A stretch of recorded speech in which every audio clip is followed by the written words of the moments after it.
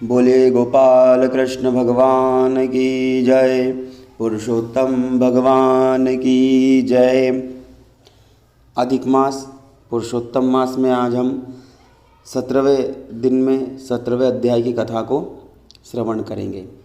भगवान के यहाँ दीप प्रज्वलित कर लें, नैवेद्य तुलसी दही सहित अर्पण करें और संकल्प की सुपारी अक्षत अपने पास रख लें।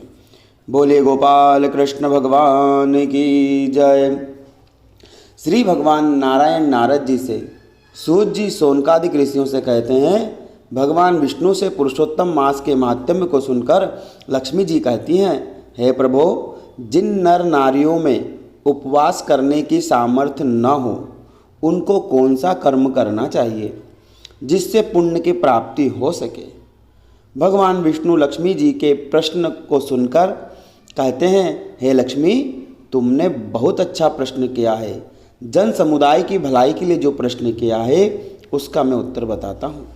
जो नर नारी संपूर्ण मास उपवास करने में असमर्थ हो उनको करने योग्य अनेक साधन हैं, जैसे मौन व्रत धारण करना, हम चुपचाप रहें, एक समय भोजन करना, हविष्य अन्न खाकर ही रहना। इन नियमों के द्वारा भी संपूर्ण पुण्य की प्राप्ति होती है। मौन धारण करने से सौभाग्य प्राप्त होता है, कलह मिटता है, सुख प्राप्ति और कीर्ति वृद्धि होती है,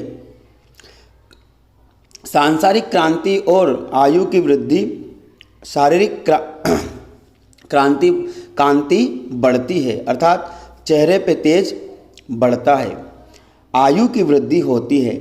इसलिए मनुष्य के लिए मौन धारण करना ही लाभदायक है। संपूर्ण समय नहीं तो कम से कम 3 स्थानों में, भोजन में, स्नान में, हवन में एकाग्रचित होना और मौन धारण अवश्य करना चाहिए। इन तीनों स्थानों पर मौन धारण करने से कौन कौन से फल प्राप्त होते हैं सो तुमको कहता हूँ। मौन होकर स्नान करने से शरीर का तेज बढ़ता है। मौन होकर होम करने से लक्ष्मी की वृद्धि होती है। मौन होकर भोजन करने से आयु की वृद्धि होती है। स्नान के बाद जो बोलते हैं उससे वरुण देव क्रोधित होकर शरीर का तेज नष्ट कर देते हैं। होम के समय जो बोलते हैं उन पर अग्नि देवता कुपित होकर लक्ष्मी को धन को नष्ट कर दरिद्री बना देते हैं। भोजन के समय जो बोलते हैं उनकी आयु का ह्रास होता है। मृत्यु कुपित होकर शरीर का रोगग्रस्त कर आयु को हरण करती है। इसलिए मनुष्य को इन 3 स्थानों पर अवश्य ही मौन धारण करना चाहिए। हे लक्ष्मी, इन 3 स्थानों का मौन तो मनुष्य को हमेशा ही करना चाहिए, परंतु पुरुषोत्तम मास का मौन विशेष पुण्यदायक होता है। सभी प्रकार के पापों का शमन होता है, समस्त मनोकामनाएं परिपूर्ण होती हैं, अक्षय पुण्य की प्राप्ति होती है।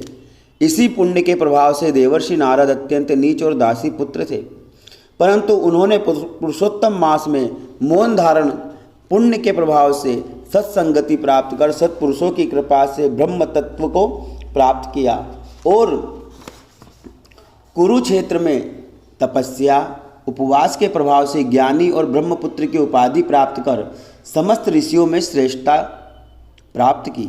हे लक्ष्मी, सभी साधनों में सरल और श्रेष्ठ मौन व्रत साधन कहा गया है।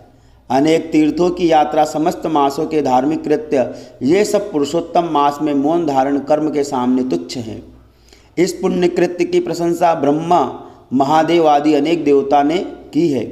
मौन धारण के पुण्य प्रभाव से जन्म जन्मांतर के पाप नष्ट होकर अनंत पुण्य की प्राप्ति होती है। धर्म, अर्थ, काम, मोक्ष की उपलब्धि होती है। हे लक्ष्मी, इस विषय में एक पुरातन इतिहास कहता हूँ। पहले अवंतीपुरी नाम की नगरी में एक वेद शर्मा नाम का ब्राह्मण रहता। वह ब्राह्मण नित्य वेद पाठी, शांत स्वभाव, दानी, अभिमान रहित, तपस्वी, जितेंद्रिय था। अपने धर्म कर्म में प्रति रात दिन लगा रहता। हमेशा पुरुषोत्तम मास में व्रत नियम धारण करके संपूर्ण मास श्रद्धा पूर्वक व्यतीत करता। अनेक समय व्यतीत हो गया, उसकी वृद्धावस्था आ गई। ऐसे ही समय पुरुषोत्तम मास का प्रारंभ होने में जब 3 दिन बाकी रह गए, तब वह ब्राह्मण मन में विचार करने लगा कि मैंने अनेक वर्षों से पुरुषोत्तम मास का व्रत किया, नियम स्नान आदि करता हूँ, परंतु अब मेरे उपवास करने का सामर्थ्य नहीं है। अब मैं क्या करूँ? कौन सा कर्म करूँ जो मेरे से सार्थक हो?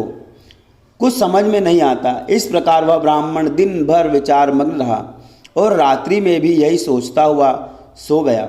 अपने भक्तों को चिंताग्रस्त देखकर परम दयालु भगवान पुरुषोत्तम रात्रि में उसको स्वप्न में दर्शन देकर कहते हैं, ब्राह्मण, तुम मौन व्रत धारण करो, इस नियम से तुमको संपूर्ण नियमों के फल की प्राप्ति होगी। इस प्रकार का आदेश देकर भगवान अंतर्ध्यान हो गए।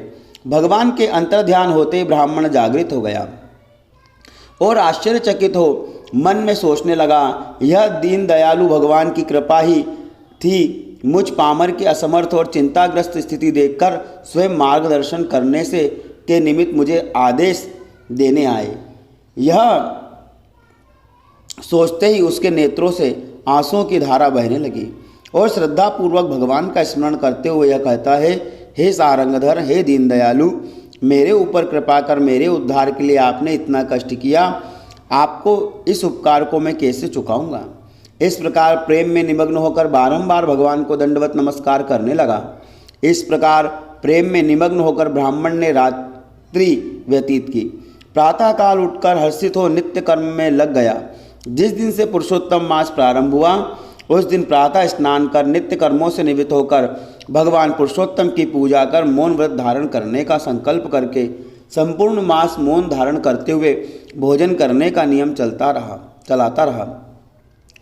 अंत में अमावस के दिन विधान पूर्वक उद्यापन किया, यथाशक्ति दान पुण्यादि कर्म किया। ब्राह्मण के इस प्रकार श्रद्धा पूर्वक किए हुए कृत्य से प्रसन्न होकर भगवान पुरुषोत्तम साक्षात प्रकट होकर कहते हैं, ब्राह्मण, मैं तुझ पर अत्यंत प्रसन्न हूँ। तेरे मन में जो इच्छा हो वरदान मांग ले, मैं तेरी इच्छा समस्त इच्छाओं को परिपूर्ण करूँगा। भगवान को अपने समक्ष देखकर और वरदान का आग्रह करता देखकर वह ब्राह्मण अत्यंत प्रसन्न होकर बारंबार भगवान को दंडवत नमस्कार करता हुआ हाथ जोड़कर कहता है, हे महाप्रभु दीन दयालु, यदि आप मेरी इच्छा पूर्ण करना चाहते हैं तो मैं आपसे यही प्रार्थना करता हूँ कि मेरी भक्ति आपके चरणों में हमेशा इसी तरह बनी रहे और संसार में आपके जितने भी भक्तजन हों उनको भी इसी प्रकार आपकी कृपा प्राप्त होती रहे। इस जन्म में मेरे द्वारा मन क्रम वचन से ब्राह्मणों की सेवा अनेक धार्मिक कर्म घटित हो, मैं दीन दुखियों की सहायता और दूसरों पर उपकार करता रहूं, मेरा शरीर निरोगी रहे, घर में लक्ष्मी स्थिर रहे। इस प्रकार आपकी सेवा से में मेरा संपूर्ण जीवन व्यतीत हो, मृत्यु के बाद मुझे स्वर्गलोक की प्राप्ति हो। ब्राह्मण की इच्छा को सुनकर उसकी इच्छा के अनुसार वरदान देकर भगवान अंतर्ध्यान हो गए। भगवान की कृपा से वह ब्राह्मण संसार में सर्व संपन्न होकर अनेक शुभ कर्मों को करता हुआ अनेक सांसारिक भोगों को भोग कर अनेक यज्ञ किए परोपकार के निमित्त नित्य कुआ बावली तालाब धर्मशालाएं प्याऊ अन्न का सत्र चलाता हुआ आनंदमय जीवन व्यतीत करता हुआ संपूर्ण जीवन सुखमय बिताकर आयु समाप्त होने पर मृत्यु को प्राप्त हुआ। उत्तम विमान उसको लेने के लिए स्वर्गलोक से आया। उसकी आत्मा ने दिव्य रूप धारण कर विमान पर बैठकर देवांगनाओं से पूजित होकर स्वर्गलोक को चला गया। वहां जाने पर वह देवताओं से पूजित हो सत्कार प्राप्त करके उसकी देवताओं ने भी प्रशंसा की। हे ब्राह्मण, तू बड़ा भाग्यवान है। तुमने जो उत्तम प्रकार से पुरुषोत्तम भगवान की आराधना की उसी के पुण्य के प्रभाव से तुमको यह परम पद और स्वर्ग की प्राप्ति हुई। इस प्रकार आनंद पूर्वक ब्राह्मण स्वर्ग को लोक का सुख भोगता हुआ आज भी स्वर्ग में विद्यमान है। बोले पुरुषोत्तम भगवान की जय। तो कथा का भाव यह है कि यदि हमारी शारीरिक अवस्था ऐसी ना हो कि हम उपवास कर सकें तो हम मौन धारण करके भी पुरुषोत्तम भगवान की कथा का पुण्य अधिक मास का पुण्य प्राप्त कर सकते हैं। मतलब भगवान ने सर्व सुविधा युक्त पुरुषोत्तम मास को बनाया है, नियम बनाए हैं। इसलिए यदि हमसे उपवास नहीं सधता है तो हम मौन व्रत धारण करें। बोले गोपाल कृष्ण भगवान की जय, पुरुषोत्तम भगवान की जय। संकल्प की सुपारी भगवान के यहाँ अर्पण कर दें। नैवेद्य जो प्रसाद आपने चढ़ाया है तुलसी दल सहित सभी को अर्पण करें और तुलसी को दांत न लगाएं, तुलसी को न चबाएं, ऐसा विधान कहता है। 18वें अध्याय की कथा हम कल श्रवण करेंगे। बोले गोपाल कृष्ण भगवान की जय। कथा को लाइक कमेंट शेयर अवश्य करें। जय श्री कृष्ण।